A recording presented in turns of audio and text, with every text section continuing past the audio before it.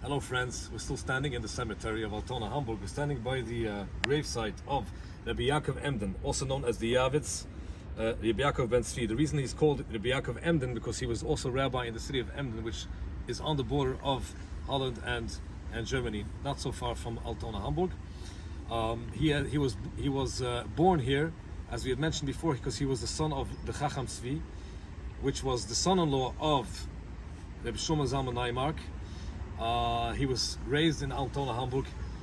He had his house over here, which also had a printing press, and he had printed dozens of works, beautiful books that he had written, and he had also written his own biography on his own self, which was rare, and Autobiography, which was on not very common in the rabbinic writings.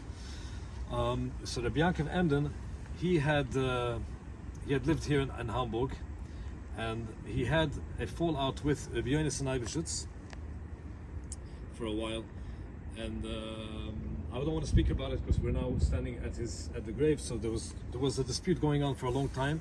It turned ugly for a little while, but the divine providence had it that he was laid to rest not far from Rabbi Yonis. The story goes that when he passed away, which his years was between 1697 and 1776, which means that he passed away a couple of years after Rabbi Yonis. He had it was a rainy day and it was chaotic, and they didn't want to bury him next to, because they knew that it was his nemesis. But there was an open grave, and then in all the chaos, he was laid to rest.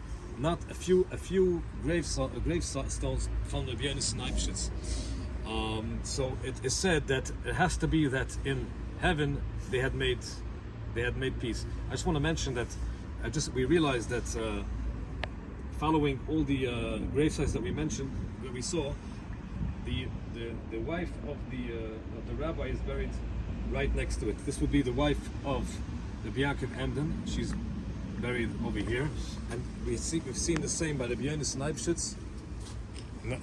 and by the Knesset Yecheskel, and by the Shlomo Zalman Naimark, that the woman would be buried next to the tzaddik.